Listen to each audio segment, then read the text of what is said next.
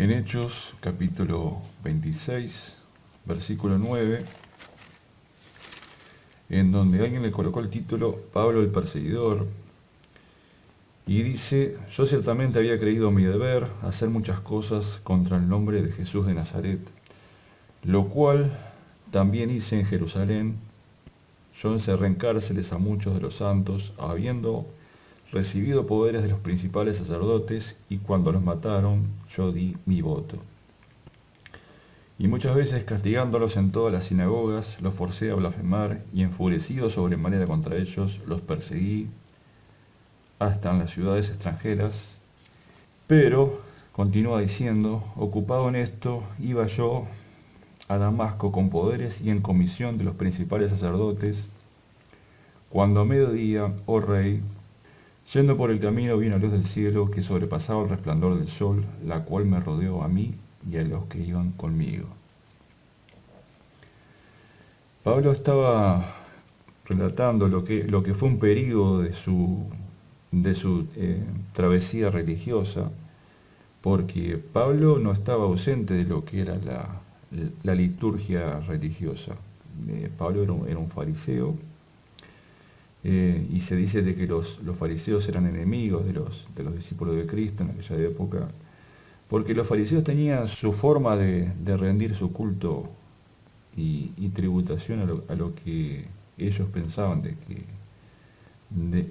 que era Dios, en la forma que a ellos les parecía que tenían que ofrecer su culto a Dios. Y quiero destacar un versículo en donde dice: yo ciertamente había creído mi deber hacer muchas cosas contra el nombre de Jesús de Nazaret. Ahora, ¿qué sucede si esto lo leemos de esta forma? Yo ciertamente había creído mi deber hacer muchas cosas por el nombre de Jesús de Nazaret. Simplemente traer una reflexión sobre algo que puede ocurrir dentro de lo que es incluso el seno de la iglesia. Porque recuerde que Cristo dijo en una ocasión de que había muchos de que iban a matar a los discípulos, pensando de que eso en alguna forma iba a traer algún tipo de agrado a Dios. Y este tipo de persecución muchas veces se da dentro de lo que son los círculos cristianos. Y no solo este tipo de persecución, sino hay otros vicios que se dan en lo que son las distintas iglesias, en donde hay un vicio que es la actividad humana. Muchos piensan de que la actividad humana en lo que se supone que es el servicio a Dios, y eso es algo que a Dios le va a traer un tipo de agrado. Mire, todo tipo de actividad humana que se haga en el nombre de Dios o en el nombre de Cristo, y que Dios eso no lo aprueba, eso no sirve para nada. Esto es como que alguien se colocara los aperos de un ministerio y no fue llamado para eso. Eso es un desastre. Y eso es lo que se llama los ministerios de la carne. Cuando la carne se mete dentro de lo que es el servicio de Dios. La carne sí puede ser colaboradora en cuanto a los ministerios. Porque si usted tiene, por ejemplo, un asiento y usted lo repara, simplemente lo repara porque se da cuenta de que eso no puede estar así, apelándose a lo que es la actividad humana, y usted va y lo arregla, por ejemplo. Ahora, si usted espera que le baje un sentir o que le suba un sentir de parte de Dios hacia hacer todo lo que tenga que hacer, bueno, mire, usted va a esperar sentado, porque muchas veces ese sentir no viene, y simplemente hay que operar en lo que es simplemente el sentido común. Son dos distintos tipos que se dan en lo que es la viña, lo que es el campo de trabajo. Recuerdo en los años 80 había un vicio cultural, le diría yo, en donde muchas veces se hablaba del sentir. Entonces, mucha gente decía, refiriéndome a los círculos cristianos: si no lo siento, no lo hago. Y es verdad que muchas veces Dios coloca un sentir que viene de su espíritu, y Dios, mediante su espíritu, motiva al espíritu del creyente para que obre en tal o cual cosa. No solo desde lo que son los ministerios, por ejemplo, los ministerios que destacan, entre comillas, como por ejemplo el pastorado y todo ese tipo de cosas, sino simplemente en llevar auxilio a una persona.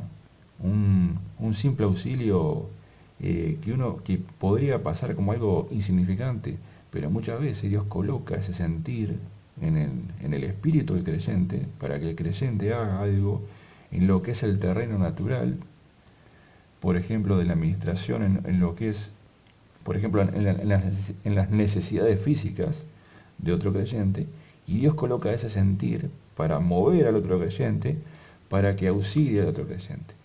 Y el creyente experimenta algo en su interior, y lo que está experimentando es un sentir que viene del Espíritu, que lo está motivando para que haga algo. Esos momentos son los momentos preciosos en donde que el creyente experimenta, porque es el Espíritu de Dios que lo está moviendo para que haga eso. Pero también se da muchas veces de que simplemente desde el sentido común el creyente ve que puede hacer algo, y eso no es algo que haya que tenerlo en poco. Por eso hablo de los movimientos, yo le diría los movimientos auxiliares o los movimientos colaterales o los movimientos que colaboran con lo que es el sentir del Espíritu. Y eso muchas veces nace de lo que es el sentido común del creyente, de haber leído la Escritura y de entender de que eso era necesario. Ahora, durante mucho tiempo, y esto también es algo que opera en los días de hoy, en donde el creyente se mueve en base a un sentir, pero no en base a un sentir que viene del Espíritu, sino en base a un sentir que viene de sus propias emociones. Entonces, por eso dije de que si esperamos que venga un sentir para hacer todo lo que hay que hacer, probablemente ese sentir no venga y quede un vacío, quede un bache que no es suplido, porque a veces se cae mucho en lo que es ese vicio del sentir, no del sentir del espíritu, sino del sentir de la carne, que hay que diferenciar entre una cosa y la otra. Muchas veces hacemos cosas todos los días y no hay ningún tipo de sentir, sino lo que hay es un sentido común de operación en cuanto hay que hacer ese tipo de cosas. Y no hay ninguna emoción que nos motive para hacer eso. Simplemente lo hacemos porque viene de un sentido del deber, si se quiere entender de esa forma, pero no de un sentir emocional. Y se había caído bastante en lo que es ese sentir en donde la gente entendió o entendía que era un sentir emocional. Entonces, si sus emociones lo motivaban para hacer tal o cual cosa, lo hacía, pero si no tenía ese sentir emocional, destaco, no del espíritu, sino sentir emocional, el creyente se quedaba estático y no operaba en cuanto a eso que tenía o que podía hacer. Son vicios culturales que se daban lo que eran los círculos cristianos. Ahora, ¿qué pasa cuando los creyentes, entre comillas, y no tanto entre comillas, se embarcan en todo tipo de actividades que Dios no aprueba? Lisa y llanamente, Dios no lo aprueba. Bueno, dije que eso redundaba en un desastre ministerial, porque si Dios no nos llamó para algo, tengamos cuidado en meternos en eso. Por ejemplo, la Escritura dice, no os hagáis maestros muchos de vosotros. ¿Y qué pasa cuando el creyente quiere volverse un maestro y no fue llamado para eso? O sea, todo creyente puede enseñar algo, por ejemplo, un discípulo que está durante un tiempo y aprende cosas en su caminar con Cristo. Ese discípulo, en cierta forma, sí puede ser un maestro para otro discípulo que recién está comenzando. Sí, claro, que puede enseñar muchas cosas. Pero cuando ya se embarca en lo que es la enseñanza, en lo que es en lo que la Escritura llama como ministerio de maestros, bueno, se va a equivocar. Porque esto no consiste en meterse en todos lados y sacar información en todos lados y después largar todo eso. No, no, no, no es así, no es así. Porque cuando estamos enseñando de lo que es la escritura, muchas veces el que entendió lo que es el peso que recae sobre enseñar la escritura, mire, a veces uno tiembla cuando está hablando. Tiembla, ¿sabe por qué? Porque dice que los que enseñan van a recibir mayor condenación. ¿Entienden eso? Porque ya no se trata de que uno a solas aprende y después eso se lo aplica y quizás le sale mal o le sale bien, sino que cuando usted imparte enseñanza a otro y esa enseñanza está mal, usted no solo es responsable de la mentira que está diciendo, sino que es responsable porque está haciendo tropezar al otro. Entonces, muchos de los creyentes nuevos no entienden esto y se condenan por meterse en cosas a las que Dios no los llamó. Si los maestros viejos se equivocan al enseñar la palabra,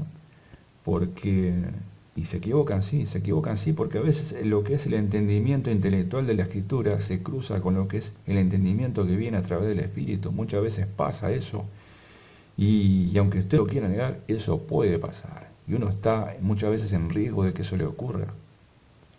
La escritura dice que el Espíritu de Dios, o sea, hay cosas que se entienden mediante un ejercicio intelectual de lo que es el entendimiento de la escritura, pero hay cosas que están escritas en la escritura, en la Biblia, que eso corresponde a una interpretación del Espíritu de Dios y no puede ser de otra forma. Ahora, ¿qué pasa cuando se encuentran a 10 personas que dicen que es el Espíritu de Dios que les enseñó eso y los 10 se contradicen? Bueno, no, simplemente eso no encaja. No encaja porque el apóstol Pablo dijo que se pongan de acuerdo y que enseñen lo mismo. Y esto no es algo que está ocurriendo, no es algo que está ocurriendo. Poniendo de manifiesto de que muchas veces no es el Espíritu de Dios el que está impartiendo eso, sino que es el hombre. Por eso yo siempre recalco y digo de que la verdad viene de Cristo, no tanto del hombre. El hombre lo poco que puede enseñar es por gracia de que Dios le conceda entender la Escritura, porque Cristo muchas veces habló de una forma de que lisa y llanamente para que la mente intelectual no lo entienda. Por eso dice la Escritura de que Dios ha escondido las cosas de los sabios y entendidos y las ha revelado a los niños. Y cuando dice niños no se refiere a niños de lo que es la franja etaria de la edad de una persona. Cuando dice niños se refiere a creyentes sencillos que muchas veces entienden cosas que los grandes maestros no entienden. Y esto de pasar por seminarios y de leer muchos escritos y muchas cosas y muchas obras de los supuestos eruditos y de los supuestos encumbrados en lo que es la escritura, y desde ya le digo de que eso, usted lo que va a tener es un conjunto de información intelectual, muchas veces de pensamientos y reflexiones que nacen en la mente de los hombres. Y hay muchas iglesias que tienen mucha culpabilidad en todo eso, en donde se le ha metido a los creyentes de que si no pasan por un seminario no pueden ser pastores. ¿Quién le dijo a usted eso? ¿Quién le dijo a usted que usted tiene que pasar por un seminario para ser pastor? ¿Sabe de dónde viene el pastorado? Primero que el pastorado es un llamado ministerial que viene de Cristo. A veces lo que es el cuerpo pastoral puede de repente quizás confiar lo que es como una extensión del ministerio a otro creyente que ha entendido cómo son las cosas y a su vez ese hermano cumple con lo que es los aperos del pastor. Pero los verdaderos apóstoles, los verdaderos ministerios, y con esto hablo del ministerio pastoral, es un ministerio que si no está avalado por Cristo, no puede recaer sobre la persona. Aquí la cosa es si somos movidos por el Espíritu o no somos movidos por el Espíritu. Hablando en concreto por lo que es los ministerios hacia el cuerpo. Por lo menos esos ministerios que tienen reputación de ser los que estaban más arriba. Pero todos los ministerios son importantes, todos, porque dice que aún esas cosas insignificantes que muchas veces se hacen para el cuerpo del Señor, muchas veces esas cosas que parecen insignificantes son importantísimas. Por eso, volviendo al texto, Pablo había creído su deber hacer muchas cosas en contra del nombre del Señor, y muchas veces por ignorancia se hacen cosas que van en contra de lo que es el nombre de Cristo, porque Cristo dijo de que el que conmigo no recoge, desparrama. Y muchas veces los creyentes piensan de que al hacer ese tipo de cosas están contribuyendo con lo que es la construcción del reino, y en realidad lo que están haciendo es destruyendo la obra.